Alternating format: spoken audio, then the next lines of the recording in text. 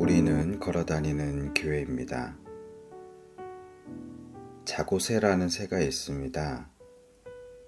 실제 살아있는 새이고요. 또 전설 속에 나오는 새이기도 하고 오늘 본문에 나오는 새이기도 합니다. 그래서 이 새에 얽힌 이야기가 굉장히 많이 있습니다. 오늘은 그중 한 이야기를 말씀드리려고 합니다. 자고새가 있는데 자고새가 둥지를 비운 사이 뻐꾸기 한 마리가 와서 둥지에 알을 낳은 것입니다. 본래 뻐꾸기는 자기 알을 다른 새의 둥지에 낳는 습관이 있거든요. 뻐꾸기 새의 알은 자고새 알보다 굉장히 큽니다. 하지만 자고새는 무슨 영문인지도 모르고 열심히 자기 새끼의 알과 뻐꾸기 새의 알을 열심히 품게 됩니다.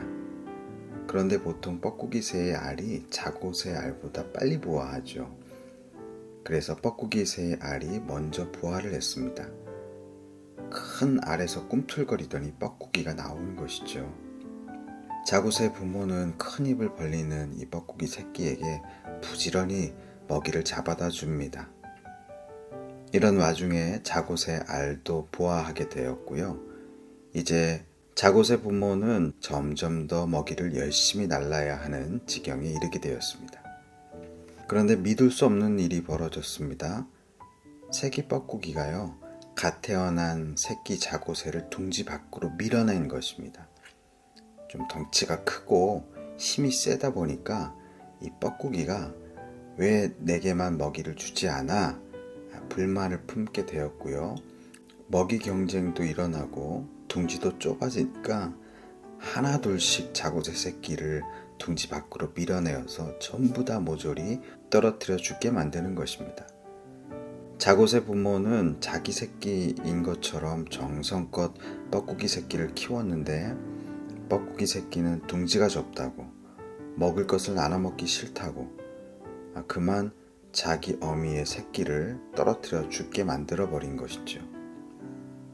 이제 뻐꾸기 새끼가 좀 자라고 시간이 흐르면 뻐꾸기 새끼 부모 뻐꾸기가 날아와서요, 막 웁니다. 그러면 아기 뻐꾸기는 어미 뻐꾸기를 따라가는 것이죠. 참으로 어처구니 없어 보이는 일인데요. 이런 일이 우리 인간 사회도 일어난다는 것입니다. 예레미야 선지자도 이런 자고새에 대해서 말을 하고 있습니다.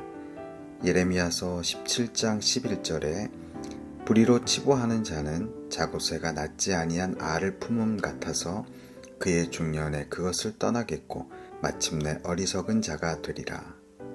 자고새가 본래 자기의 새끼가 아닌 알을 품고 있는 것이 크게 그렇게 문제되어 보이진 않습니다. 그런데요, 지금 아무 문제 없는 그것이 나중에는 문제가 된다는 것이죠. 바로 이런 문제를 품고 사는 사람이 어리석다라고 말하는 것입니다. 내 알을 품어야지 다른 알을 품는 것은 허무한 일이라는 것입니다. 하나님을 섬기는 것보다 세상을 섬기는 것, 세상을 품는 것, 지금은 괜찮아 보일지 몰라도 훗날의 역풍이 되어 돌아올 아주 허무한 일이라는 것입니다. 우리 11절에 불의로 치부하는 것이다 이렇게 말하고 있습니다.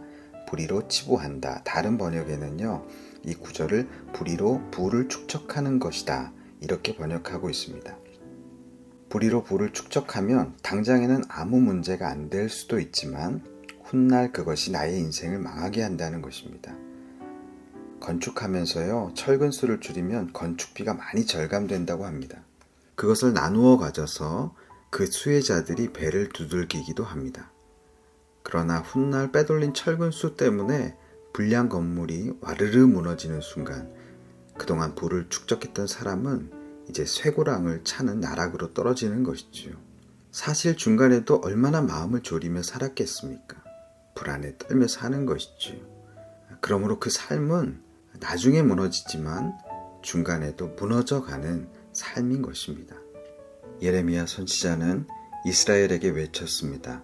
너희가 이렇게 당장은 괜찮아 보여도 하나님을 떠나는 알을 품고 살면 망하게 된다. 돌아오라. 이렇게 말하는 것입니다. 13절에 주를 버리면 수치를 당하게 된다 라고 말했습니다.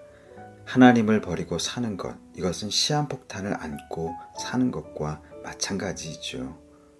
언제든 하나님께 버림받을 준비를 하며 사는 것과 같은 것입니다. 오늘 나는 괜찮아, 문제없어. 그러나 그것이 하나님께로 점점 멀어지고 있는 삶이라면, 그러나 그것은 곧 무너질 그런 불안한 삶인 것입니다. 여러분은 어떤 알을 품고 사십니까? 하나님 아닌 위험한 알을 품고 살지는 않습니까? 당장은 좋아 보이고 문제가 없어 보이지만 곧 망할 폭탄을 안고 사는 불안한 인생들이 되어서는 안 될 것입니다. 하나님은 우리를 불쌍히 여기셔서 이스라엘에게처럼 계속해서 기회를 주고 계십니다. 너희가 그렇게 살면 큰일 난다. 정신 차리고 나만 품고 살아라. 그렇게 말씀하시고 기회를 또 주시는 하나님이십니다.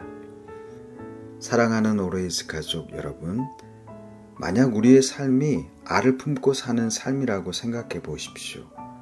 그러면 나는 어떤 알을 품고 살고 있는가? 딱딱한 껍질의 알도 있습니다. 늦게 부화되는 알도 있습니다. 기온에 아주 민감한 알도 있습니다.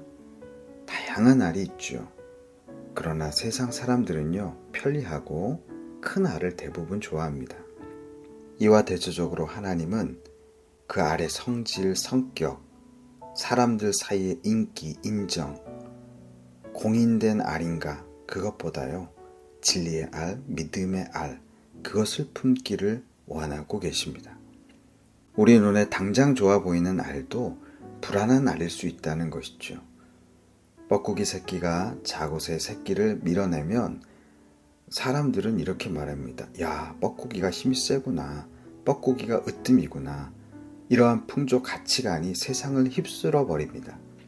근데 신기한 것은 성도들도 그 풍조에 함께 휩쓸린다는 것이죠.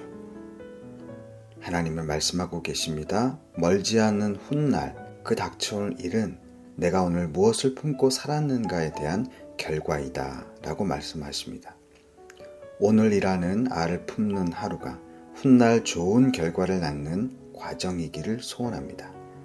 오늘이 뻐꾸기 알을 품는 자고새 같은 하루일지 아니면 정말 품어야 될 것을 품는 하루일지 주님 앞에 돌아보면서 하나님의 진리와 믿음과 신앙만을 품고 나아가는 오레이즈 가족들 되시기를 주님의 이름으로 축복합니다. 하나님, 훗날 멋진 우리를 만들어내는 오늘이라는 하루의 알을 품는 오레이즈 가족들 댁에 은혜 내리어 주시옵소서. 살아계신 예수님의 이름으로 기도드립니다. 아멘.